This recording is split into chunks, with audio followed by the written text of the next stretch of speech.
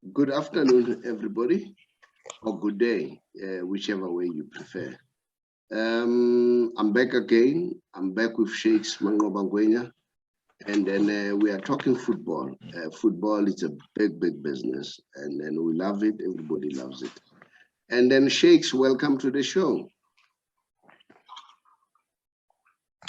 Thanks for having me, Prasobri, and welcome to our viewers there from home. Sheikhs, we have a very big weekend. Big weekend in the sense that AFCON final is taking place. It's kicking off tomorrow. We'll be talking about that one. Here at home, a whole lot of innovation has been brought into picture. The Compact Cup to keep us busy or to keep our players busy. That will be our starting topic. We also have the transitional program that has been introduced by the PSL, which is a very innovative idea. And then, of course, we'll also be talking about the World Cup FIFA Football of the Year. The final nominees have been nominated already.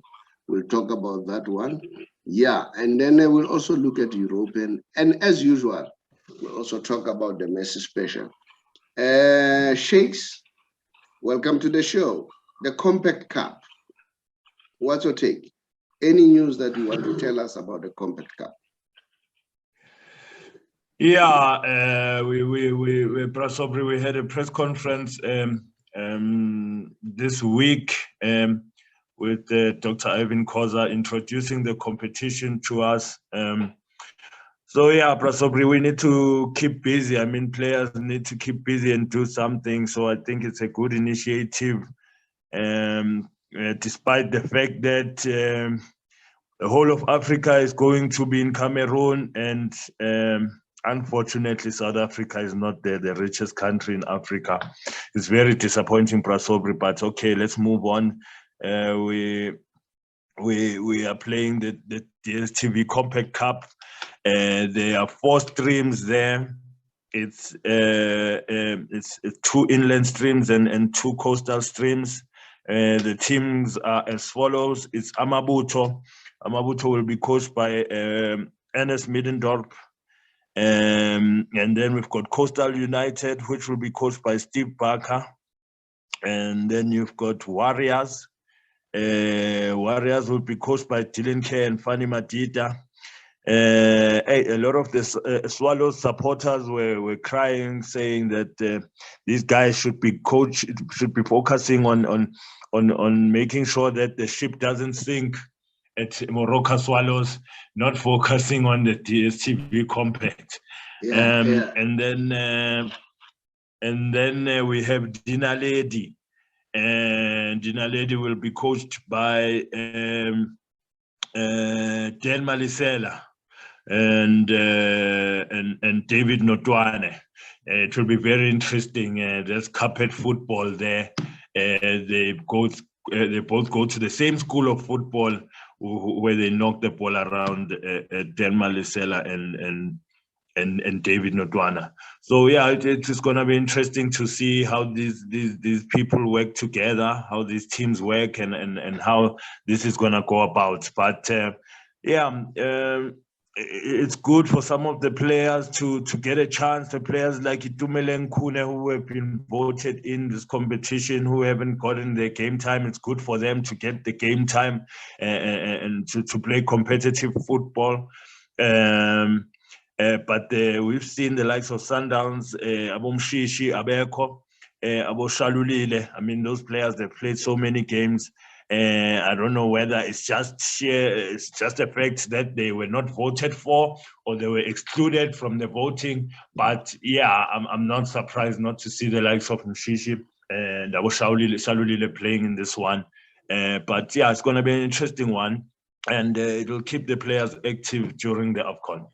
Yeah, you've said something very important there on the issue of Mamelodi Sundowns players, because you know, if players are overplayed, sometimes you are a player yourself.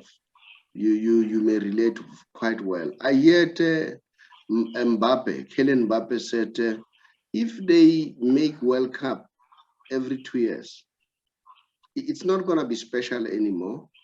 And they play too many games. If they want to lower the standard of football, they can do it. But if they want to keep the standard of football at highest level, 4 years is good, because currently they are playing too many games. So maybe on the issue of Mamelodi Sundowns, those players, they deserve a break, to take a break so that their body can recover. I don't know. This is what I'm saying. You were a player before. Do you agree with the statement of Kylian Mbappe that the body sometimes need to relax? 100%, Prasobri. Must remember that the body is not a machine, it's not an engine. The body can only take so much. So if you preserve it, then it will give you 100% on the field. So there's no use trying to play so many games, you're killing the body, you're killing the players, If you look at Sundowns now, they are preparing for a big Champions League. They've got Al Ahly in their group. It's going to be tough there. You don't want players to risk players getting injured in a DSTV Compact Cup. It's not a cup that Sundowns is looking to have in their cabinet or anything like that. So it's very important to keep those players fresh. And these players are getting paid a lot of money. If they get injured in a competition like this, I mean, the team suffers.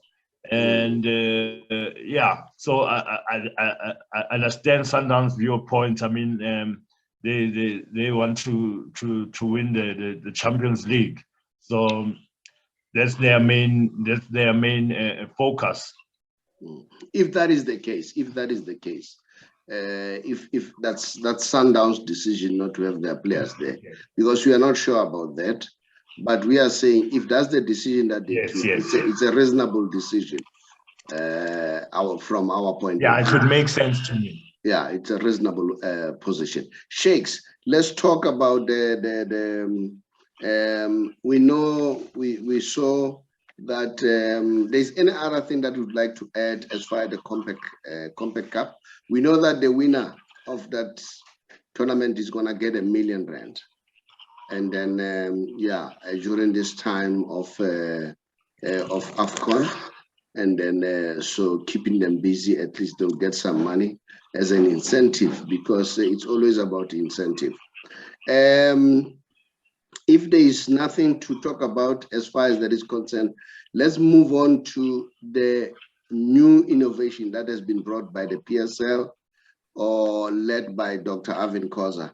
I saw somebody in our group saying, no.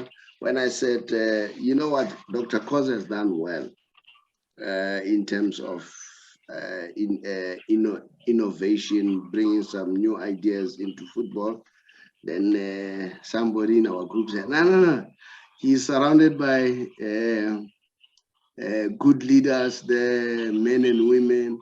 But isn't it that that's the job of a leader? A leader must surround himself with good people. And then it's not about the leader to bring ideas. The people that he has appointed should bring ideas, and then he should channel them to the right direction.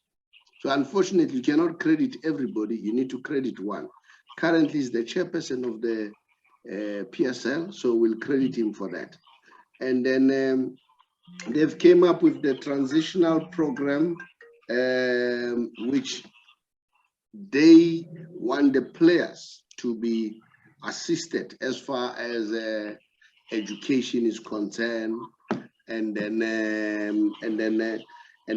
the good thing is they say the program it's not going to be for a very long time.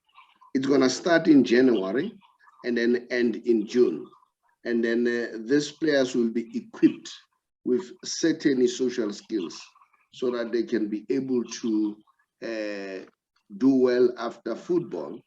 And then this program will be spearheaded. They're in partnership with Gordon Institute of Business Science, which is called GIBS. And the nice part about this program is going to be visual. So the players don't have to go around wherever they are. they will get their lessons. They will be taught around the coaching education. That's what they're going to learn. Project management, facility management, and business innovation. The participant choose 2 electives of 2 additional training blocks offered as part of the programs. Now, remember, these players are going to be coached on financial management, and then they're going to be taught IT. I like that one of IT. Sheikhs, we are struggling today with IT because some of us were not taught IT. And now the education needs that. So they're going to be given IT. I was very excited to hear that, especially the financial management, considering that we are a financial company. And then they will also have to choose about 2 elective courses. Those elective courses will include coach education, project management, facility management, business innovation, media officers, social entrepreneurs, merchandise management, event management. So those are some of the programs. And then they say from 28 to 35 years, those are the players that are going to be competing. But I would love that the PSL, but remember, we should also take into consider that there's always a starting point. Remember, when you start, you cannot be perfect. So there will be a starting point, and then we reflect and say, where can we improve this program? All right? Because one of the input that some of us out there that we need to make, we need also to consider players who played, you know, players like you, Sheikh, and then you guys are doing a very good job in terms of the township tournaments, all right? And then I think these courses will play a major role to people like you, because if I look here, there's project management, because those tournaments, it has to do with project management, okay? So for me, media thing, it has to do with all those things. So I'm sure PSL, they're open to ideas, but of course, I'm sure they're open to ideas. We should start submitting our contributions. We hope that former players will also be taken into consideration. So what's your take? What do you want to comment about this initiative, Sheikhs? Yeah, Prasobre. First of all, Ivan Khoza has to be commended. We know a leader must surround himself with a good team. So you need to give credit for him for having that good team around him. You can't say because you think somebody else in that position is doing more than him, then no, that's the job of that person to make sure that Ivan looks good there in that position. He elected him to be there. I mean, it's the same as Pito when he brought in Mangoba Mniti. You need somebody with the brain trust, somebody who understands the game, somebody you know that this person is a good partner to have because he is that much of quality as a coach. So I give Ivan Khoza credit. And I must say as well that the partnership between SuperSport, DSTV, and the PSL is a good one. You know, we see a lot of initiatives, and I must give credit. You know, finally, we have this initiative in the PSL where they are thinking about footballers first. They are putting footballers up front. I mean, that's the product. Without the footballers, you wouldn't have the spectacle. So the players are the most important people here in this game, and their well-being is very important. You know, so many times we've had players who are at the top of their careers, and when they retire, they have nothing to show for returning. That's the saddest part about South African football, is that you dedicate your career, and it's such a short career. I mean, the time span of a soccer player is to the age of 35, you know, and it's over. So when you have a look at it, the gap between a person who's working normally and going to retire at 60. That money you think you are earning up until 35, when you calculate it, it's not really that glittering anymore. So soccer players need to invest their money, and with these programs that Gibbs is offering to the players, project management, financial management is so important, you know, with soccer players who are earning this money, that they manage their finances, and these causes will help, you know. I'm very excited about what's happening, and finally soccer players are being thought of, and they are making sure that after their football careers, they have something to fall back onto, and they are able to manage their finances. They are able to do IT, which is very important, you know, for players to have a skill after their football career, so that they can fall back on something. So that's a very great initiative, and we are grateful, and hopefully also us ex-soccer players, you know, there's so many soccer players who want to study further and do other things, you know, and I think we also need to be considered there. Shakes, you know what? There's always a start, and then we need to commend these guys. They've done something very, very big. And it's not only soccer players, it's across. It's soccer, entertainment, it's people in general, you know, people who are teachers doing well, and then there were principals, come pension time, it's things are bad, so those skills are necessary. But in passing, you know, I'm grateful that I learned how to write. You know, all these kids who did IT, they cannot write. You know? And you want to see what they've written. It's very difficult what they've written. Yeah, but IT is very important. Shakes, let's move on now to the AFCON, the big one that is coming. And then we know that Patrice, or Dr. Patrice Motsepe, people might not see the impact now, but we are starting to see that things are shaping towards the right direction. One of the things that they did well, they've increased the prices by $500,000 US. So now the winner this time will win 5 million US dollars, which translate into 78 million rand, if you translate it into our rands. And then the runners-up is going to get 2.75 million, which is quite good. It's a very good number.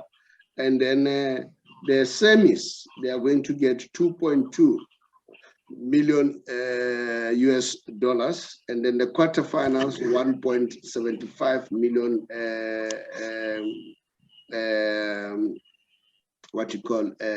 US dollars.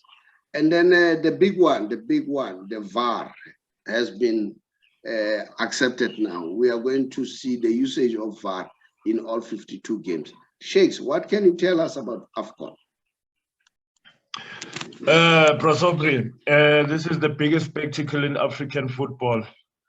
And this is a spectacle which will have the best players in the world playing in it. It's not a competition to be taken lightly by anybody, especially those Europeans. They must never take our competition lightly, because the players playing in that competition, they feed off them. The likes of Liverpool with Sadio Mane and Salah, those are the world-class players that they feed off, who come from Africa. So African Nations Cup must never be taken lightly. And we have Patrice now as the president, who is shaping things up there. We can see that now we're going to have VAR, which is very important. We've always had issues when it comes to African football and referees. But with VAR, now you can see that we are moving ahead with times, and nobody's going to have a problem with referees, and that is what we want.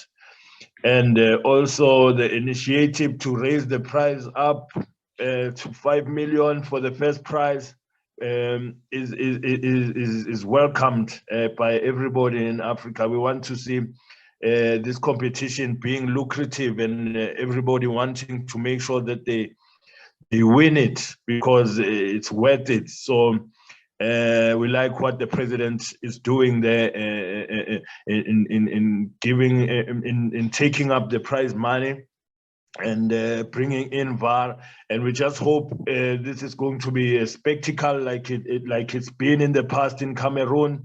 We've got Cameroon kicking off against Burkina Faso. That's going to be an interesting game. We've also got Ethiopia playing against Cape Verde, but my pick is on the 10th. We've got Senegal against Zimbabwe. That should be an interesting one. We've got Kamabiliat, our homeboy, playing here. We'd like to see how we'll fare against the likes of Sadio Mane. It's going to be very interesting. Morocco versus Ghana is also going to be another interesting game. We want to see how Ghana will fare against Morocco when there is VAR. So yes, the AFCON is going to be very interesting, Prasobre. Looking forward to it.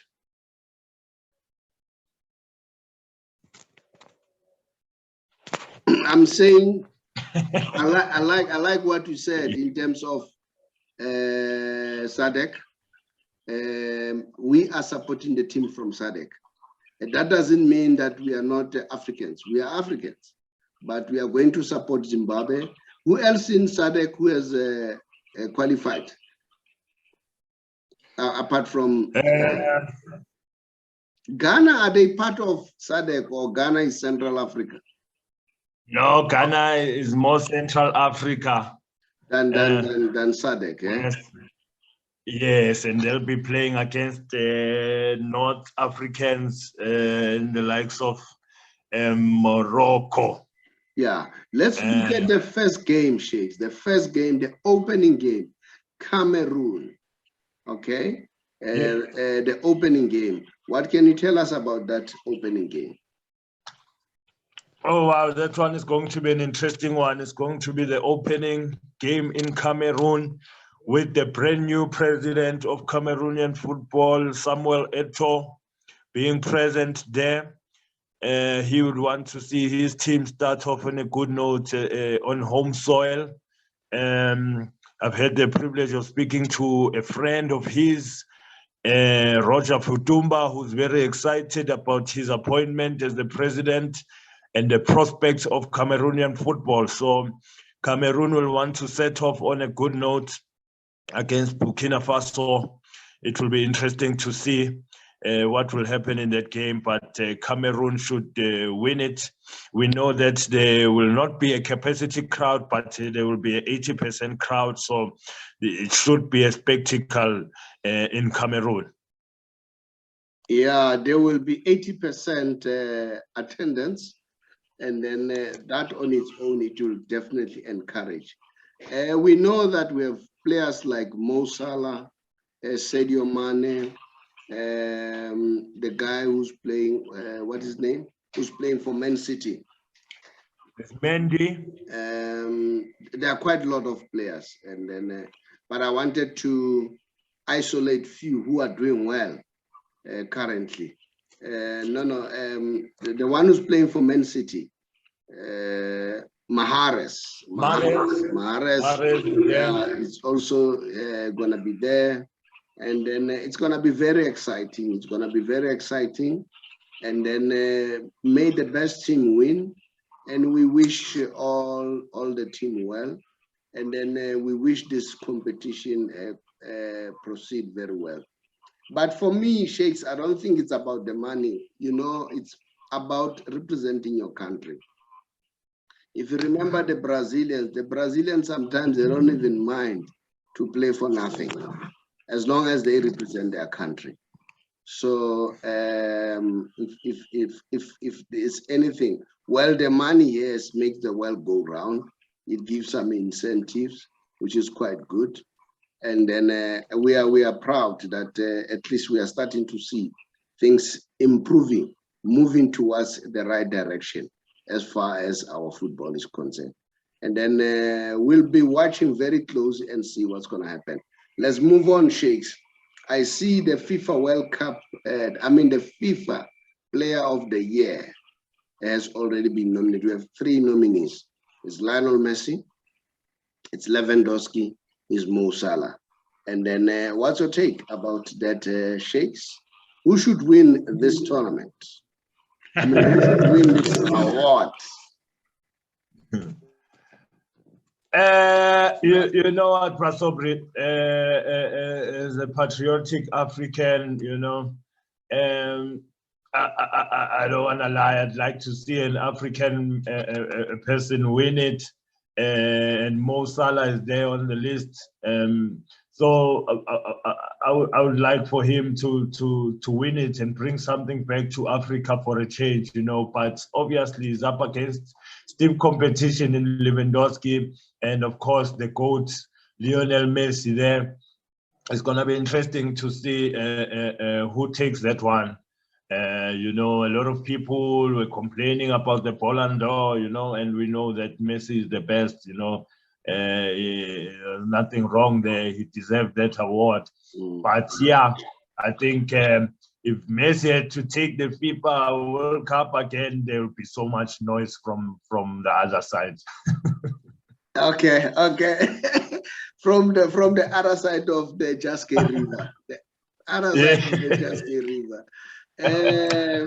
Sheikhs, I share the same sentiments with you.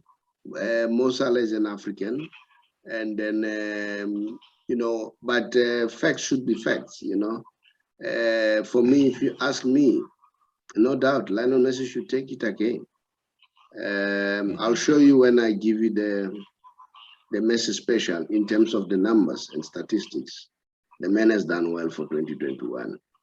Mo Salah is doing well, okay? And then if he continues this way, I can tell you this season Mo Salah is going to win the Ballon d'Or. I'll be happy to see that. This year, Mo Salah is gonna not only the Ballon d'Or, you'll win many. You'll win the Ballon d'Or. He may also win the Golden Boot. He may also win the FIFA Player of the Year in this current season. But for 2021, no doubt, Lionel Messi takes it for me. That's how I see it.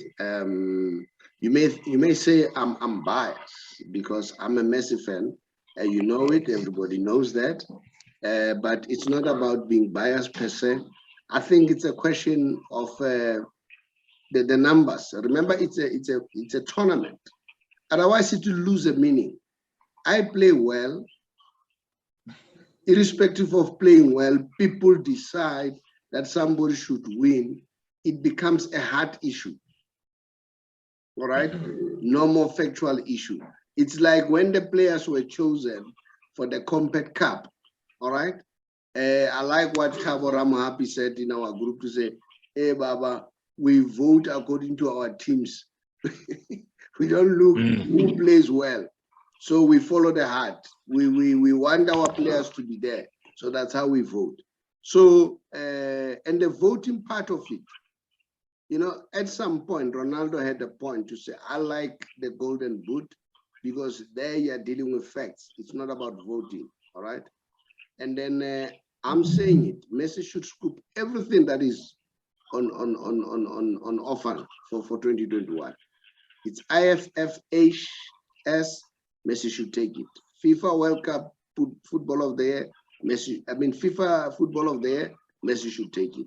But 2022, maybe Mo Salah, maybe more. But whoever wins the World Cup, may twist the whole thing. All right. I don't know what to take. Sheikhs? Can you hear me? Yes, I can hear you, Brother. Yeah. So I don't know. What's your take on what I said? No, Brother, I agree with you. You know, definitely also for me, Messi is a tag above the rest. And yeah, it will take years for us to get another player like that. But I think it's going to be a tough one between him and Lewandowski as well, has been banging those goals in. It's not somebody we can just not mention. Lewandowski has been scoring at another rate. Yeah. So it's gonna be a tough one, but yeah, whoever gets it for me, I won't complain. You know, like you said, the voting is the issue. The golden boot is the one that does not have any. You don't need any votes. It's factual. It's clear. Yeah. Look, I don't have any issue about Lewandowski. Lewandowski has done well, but I'm looking at the total footballer. Messi is leading with everything. When it comes to assist, it's Messi. You know, I mean, this guy is competing with midfielders. How possible is that? He's competing with strikers. Yeah. How possible is that? You know, he's everywhere. Maybe we are left with one position. We want to see him playing as a goalkeeper. But I'm sure as a goalkeeper, he will struggle. Looking at Messi's stature, I mean, it's going to be easy to score, man. Take it up there. Do you understand? But in terms of in-field play, I think Lionel Messi takes it. That's me, Shakes. People may not like it, but for 2021, I'm just clear on that one. There's no one who deserves better than Lionel Messi. Yes, Lewandowski really, I see him doing. I'm happy if he takes the golden boot. I'm happy because that's where he's got all the numbers. And then as I do that, I want us to continue to the Messi special. If there's nothing to say about anything to add.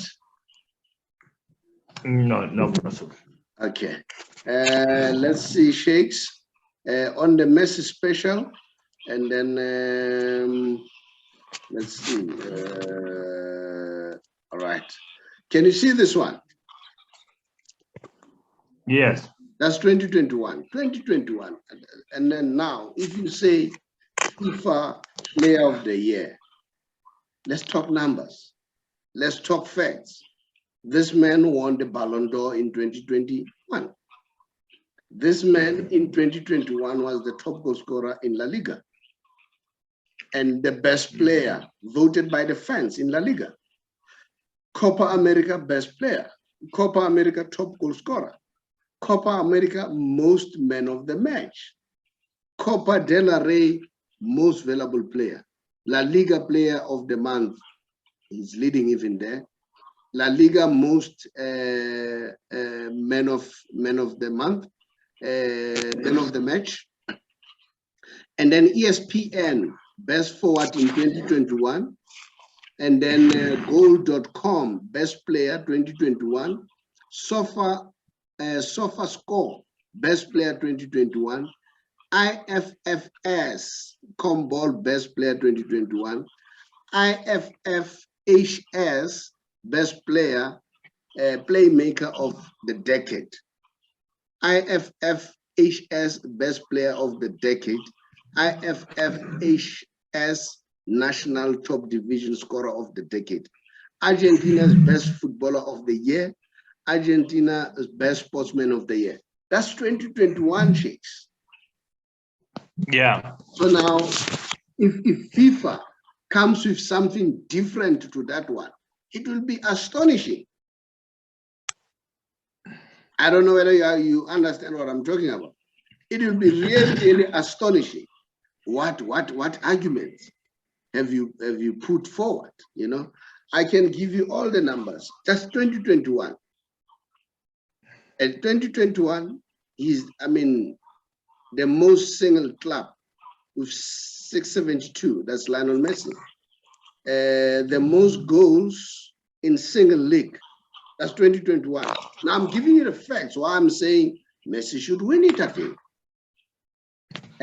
Most goals in major finals history. Messi, 31. Most trophies for a single club. Messi, 35. That's by 2021. And most hat-trick in CONMEBOL anti-history. 7. Hat-trick.